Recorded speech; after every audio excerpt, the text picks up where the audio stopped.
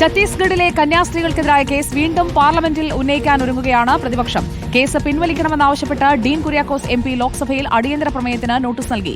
അതിനിടെ കേസിൽ NIA പ്രാഥമിക അന്വേഷണത്തിലേക്ക് കടന്നു. പോലീസിൽ നിന്നും റെയിൽവേയിൽ നിന്നും പ്രാഥമിക വിവരങ്ങൾ തേടും. അതേസമയം ഛത്തീസ്ഗഡിലെ ആദിവാസി യുവതികൾക്ക് സുരക്ഷാ ഭീഷണിയുണ്ടെന്ന് CPI നാരായൺപൂർ ജില്ലാ സെക്രട്ടറി ഫൂൽ സിംഗ് കച്ചാലം റിപ്പോർട്ടറിനോട് പറഞ്ഞു. आगे की कार्रवाई ये है, SP साहब के पास हम लोग दे दिए हैं लिख के, उन्होंने रिसीविंग दिया है, तो हम चाहते हैं कि इनका संबंधित थाने में 0 FIR हो और मजिस्ट्रियल बयान हो और उनके तहत इनका जहाँ पर मजिस्ट्रेट बुलाएगा वहाँ बयान के साथ फिर जो कार्रवाई होना है वो हो। जी, अपराध कायम होते तक, वो गिरफ्तार होते तक हम कोशिश करेंगे।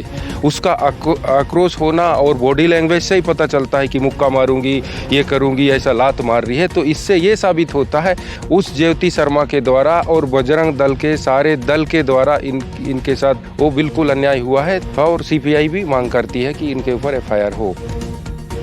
കന്യാസ്ത്രീകളുടെ കൂടെയുണ്ടായിരുന്ന പെൺകുട്ടികൾ റിപ്പോർട്ടറിനോട് നടത്തിയ വെളിപ്പെടുത്തലിലൂടെ പൂർണ്ണ സത്യം പുറത്തുവന്നെന്ന് ഛത്തീസ്ഗഡ് കോൺഗ്രസ് അധ്യക്ഷൻ ദീപക് ബൈജ് റിപ്പോർട്ടറിനോട് പറഞ്ഞു. കേസിൽ BJPക്ക് ഇരട്ടത്താപ്പാണെന്നും കോൺഗ്രസ് വിമർശിക്കുന്നു. बजरंग दल के दबाव में और बजरंग दल के डराने धमकाने से FIR करो और बिना जांच किए उनको 14 दिन के रिमांड पर जेल भेज दो, ये कौन सा न्याय है? ये तो गलत है। इस मामले में पूरी सत्यता बाहर आई और जो 3 आदिवासी बच्चियों का भी बयान आया बाहर। मैं देखिए, एक तरफ केरला के भारतीय जनता पार्टी के अध्यक्ष और वहाँ की जनता पार्टी के अध्यक्ष और पूरी कमेटी बोलती है कि ये कार्रवाई गलत है। छत्तीसगढ़ भारतीय जनता पार्टी और सरकार कहती है कि ये कार्रवाई सही है। आखिर दोनों में फिर कौन सही है? सरकार को कार्रवाई करना चाहिए। जो आवेदन नारायणपुर में आया है, मैं पूछना चाहता हूँ सरकार से, कार्रवाई होगी कि नहीं होगी? FIR होगा कि नहीं होगा? मैं सरकार से पूछना चाहता हूँ।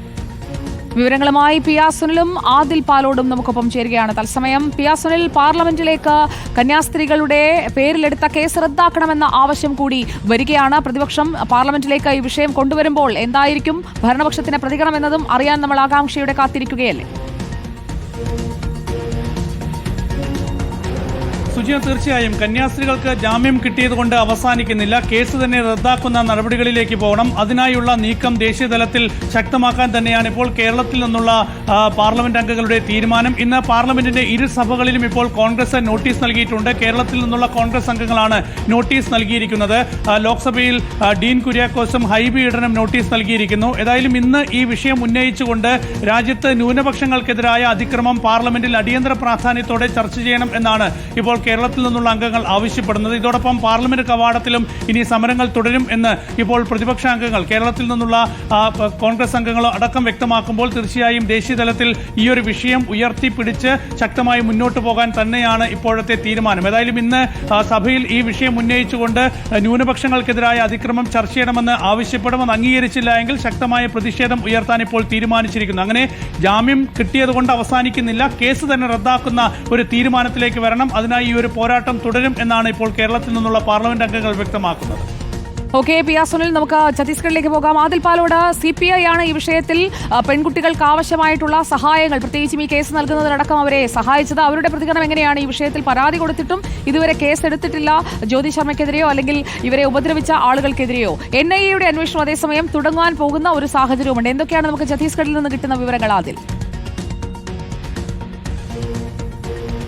സുജിയ, വളരെ പ്രധാനപ്പെട്ട കാര്യം, CPIയുടെ സംരക്ഷണയിലാണ് ഈ ആദിവാസി യുവതികൾ കഴിയുന്നത്. വലിയ സുരക്ഷാ ഭീഷണി ഇക്കാര്യത്തിലുണ്ട് എന്നുള്ളതാണ് CPIയുടെ നാരായൺപൂർ ജില്ലാ സെക്രട്ടറി റിപ്പോർട്ടർ TVയോട് പ്രതികരിച്ചത്. അവർക്ക് വേണ്ട സംരക്ഷണവും നിയമസഹായവും നൽകും. ജ്യോതി ശർമ്മയെ ജയിലിൽ അടയ്ക്കുന്നതുവരെ തങ്ങളുടെ നിയമപോരാട്ടം തുടരുമെന്നും അറസ്റ്റ് ചെയ്യുന്നതുവരെ ഇത് സംബന്ധിച്ചുള്ള നടപടികൾ തുടരുമെന്നും CPI വ്യക്തമാക്കുകയാണ്. ഈ നിലവിൽ പലതവണ പരാതി നൽകിയെങ്കിലും അതൊക്കെ നിഷേധിക്കുന്ന സമീപനമാണ്, നിരസിക്കുന്ന സമീപനമാണ് പോലീസിന്റെ ഭാഗത്തു നിന്നുണ്ടാകുന്നത്. ഇനി അതത് പോലീസ് സ്റ്റേഷനുകളിൽ, അവരുടെ സ്വന്തം പോലീസ് സ്റ്റേഷനുകളിൽ പരാതി നൽകുകയാണ്. ആ പരാതി 0 FIR എന്ന നിലയിൽ എടുക്കുകയും പിന്നീട് ബന്ധപ്പെട്ട സ്റ്റേഷനിലേക്ക് അയച്ചു നൽകുകയും ചെയ്യണം എന്നുള്ള ആവശ്യമാണ് CPI ആവശ്യപ്പെടുന്നത്. നേരത്തെ പരാതി നൽകിയപ്പോഴൊക്കെ സംഭവം നടന്ന ദുർഗിൽ തന്നെ പോയി പരാതി നൽകണം എന്നുള്ളതായിരുന്നു ആവശ്യം. പക്ഷേ ആ സുരക്ഷാ പ്രശ്നം കാരണം അവിടെ പോയി പരാതി നൽകാൻ കഴിയില്ല എന്ന നിലപാടാണ്. അതുകൊണ്ട് ബന്ധപ്പെട്ട സ്റ്റേഷനുകൾ, വീടിനടുത്തുള്ള സ്റ്റേഷനുകളിൽ നൽകും. അത് പിന്നീട് ദുർഗിലേക്ക് അയച്ചു നൽകാനുള്ള നിയമപരമായ നടപടി സ്വീകരിക്കണം എന്നുള്ളതാണ് CPI ആവശ്യപ്പെടുന്നത്. ഒപ്പം തന്നെ ഈ സംഭവത്തിൽ കഴിഞ്ഞ NIA കോടതിയുടെ നിരീക്ഷണത്തിൽ തന്നെ NIA ഉദ്യോഗസ്ഥന് മുന്നിൽ ഹാജരാകണം എന്നുള്ളതായിരുന്നു കന്യാസ്ത്രീകൾക്ക് നൽകിയിരിക്കുന്ന ഒരു മാനദണ്ഡവും ഒരു ഉപാധിയും. ഇതോടുകൂടി NIA ഇക്കാര്യത്തിൽ ഒരു പ്രാഥമിക അന്വേഷണത്തിലേക്ക് കടന്നിരിക്കുകയാണ്. അതിൽ റെയിൽവേയോട്, റെയിൽവേ പോലീസിനോട്, ഛത്തീസ്ഗഡ് പോലീസിനോട് കൃത്യമായ വിവരങ്ങൾ അന്വേഷിച്ചിരിക്കുന്നു എന്ന വിവരം കൂടിയാണ് ഈ ഘട്ടത്തിൽ പുറത്തു വരുന്നത്. സുജയ.